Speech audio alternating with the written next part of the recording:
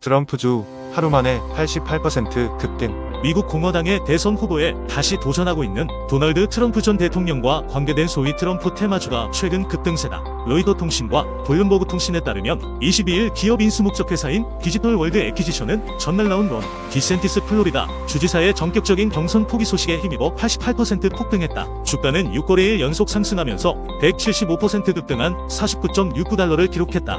2022년 5월 이후 최고 수준이다. 디센티스 주지사는 리틀 트럼프로 불리며 일찌감치 주목받았으나 맥없이 조기 하차하면서 트럼프의 공화당 후보 지명 가능성이 더욱 커졌다. 드왁 주가는 트럼프 전 대통령이 아이오와 코커스에서 과반 득표로 압승하면서 상승세를 탔다. 이 회사는 2021년 10월 트럼프 전 대통령의 소셜 미디어 플랫폼인 트루스 소셜의 모 회사 트럼프 미디어 앤 테크놀로지 그룹과의 합병을 발표했으나 이후 규정 위반 등의 문제로 난항을 겪고 있다. 지난달 드왁 측은 올해 1분기에 TMTG와의 합병을 완료할 것으로 예상한다고 밝히기도 했다. 그러나 CNBC 방송은 트루스 소셜이 2022년 2월 첫 선을 보인 뒤 지난해 상반기까지 총 7,300만 달러의 손실을 냈다고 지난해 11월 전한 바 있다. 보수파들에게 인기 있는 동영상 공유 플랫폼인 럼블의 주가도 이날 36% 급등해 4.89달러를 기록했다. 또 소프트웨어 개발업체 펀웨어는 41% 급등한 36센트로 상승했다. 이 업체는 트럼프의 2020년 재선 도전 때 전화 애플리케이션을 만들기 위해 계약을 맺은 바 있다. 이날 급등 이후 드왁의 시가총액은 18억 5천만 달러, 럼블은 13억 7천만 달러, 펀웨어는 1억 2천만 달러다. 스펙에 초점을 맞춘 펀드를 보유한 엑셀러레이트 파이낸셜 테크놀로지스의 최고 경영자인 줄리언 클리무우코는 이들 주식의 상승이 과도해 투기적 도구에 가깝다면서 시장이 완전히 미쳤다라고 말했다고 블룸버그는 전했다. 트럼프 전 대통령은 지난 2021년 1월 6일 취재들의 미국 의사당 난입 사태로 트위터 이용이 금지되자 미디어 기업 TMTG를 설립하고 트루스 소셜 플랫폼을 열었다. 그러나 트위터를 인수한 일론 머스크 테슬라 CEO가 금지를 취소한 뒤 수개월 후 트위터로 돌아왔다. 중국을 떠난 외국인 투자자들이 최근 불장이 된 일본 시장으로 향하고 있다. 22일 월스트리트 저널은 중국에 현금을 투자하던 외국인 투자자들이 중국을 대체할 해외 투자처로 일본을 눈여겨본다고 보도했다. 일본의 대표 주가 지수인 니케이 225 지수는 올해 이미 약 9% 상승하며 연일 치솟고 있다. 이는 일본 최대 호황기였던 버블 경제 시기 1989년 10월 최고점 대비 약 6% 하락한 수치다. 1년 전만 해도 26,000선 수준이었지만 22일 장중 한때 36,500을 기록했다. 반면 중국의 CSI 300 지수는 6% 떨어졌다. 알리바바, 텐센트 등 중국 테크 공룡이 포함된 홍콩항생 지수는 사정이 더 나쁘다. 올해 들어 12% 하락했다. 전반적인 중국 증시 상황은 어둡지만 일본 증시를 추적하는 중국의 상장지수 펀드는 호조를 보인다. 예컨대 중국 AMC 노무라 니케이 225 ETF는 순 자산가치 대비 10% 이상 프리미엄으로 거래돼 경고를 받을 만큼 인기가 높다. 22일 니케이 지수는 1.6% 상승하는 데 그쳤지만 해당 펀드는 6.3% 상승했다.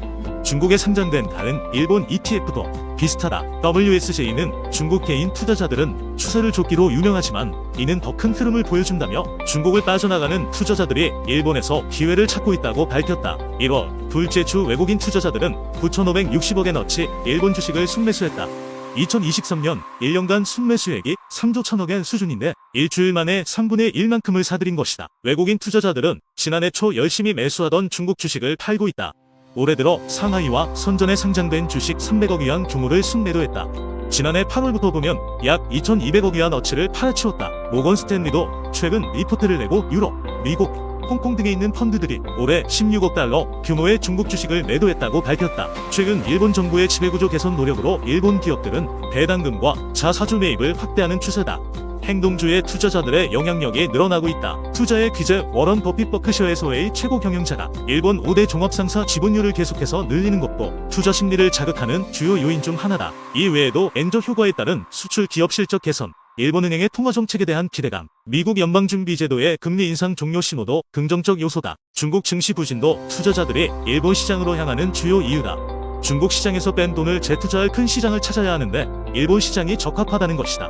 WSJ는 특히 미국 외에도 골고루 투자하길 원한다면 6조 달러 규모의 일본 주식시장은 완벽한 새로운 보금자리라고 설명했다. 미국 투자 분석기관 크프라 리서치가 미국 증시에 대한 장밋빛 전망을 내놨다. 22일 CNBC에 따르면 크프라는 공식적으로 강세장에 진입한 S&P 500 지수가 당분간 신고가를 계속 경신할 것으로 예상했다. 이날 샘 스토벌 크프라 최고 투자 전략가는 고객들에게 보낸 서한에서 미국의 10년물 국채금리 상승에도 S&P 500 지수가 지난주 사상 최고치를 경신한 점이 상당히 긍정적이었다고 강조했다. 그는 제2차 세계대전 이후 총 14번의 약세장이 있었는데 이 중 11개는 20에서 39% 하락장, 3개는 40% 이상의 하락장이었다면서 지난 2022년 10월부터 시작된 이번 약세장은 전자에 해당한다고 밝혔다. 이어 어떤 종류의 약세장이었든 일단 강세장이 확인되면 S&P 500 지수가 약 2개월 동안 평균적으로 5% 이상 상승했다면서 지난주 사상 최고치를 경신한 S&P 500 지수의 신고가 랠리가 당분간 지속될 것으로 전망했다. 한편 샘 스토벌 증시 주도주가 순환되어야 투자자들의 자신감도 살아날 것이라고 강조했다.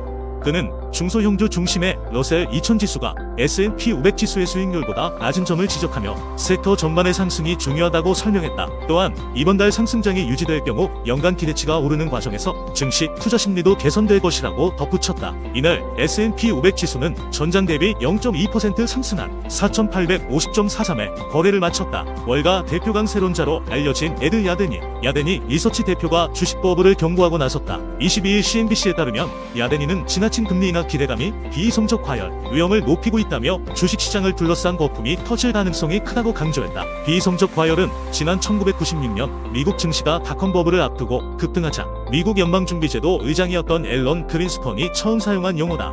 당시 앨런 그린스펀의 경고에도 불구하고 증시는 강세장을 이어갔고 결국 2000년 봄 기술주 거품이 터지면서 주식시장은 무너졌다. 이날 에드 야데니는 고객들에게 보낸 서한에서 투자자들이 지나친 금리 인하 기대감을 경계할 필요가 있다고 강조했다. 그는 투자자들의 기대와는 다르게 연준이 금리 인하 속도를 늦출 가능성이 크다며 시장과 연준의 동상이몽으로 주식시장을 둘러싼 거품이 커지고 있다고 지적했다.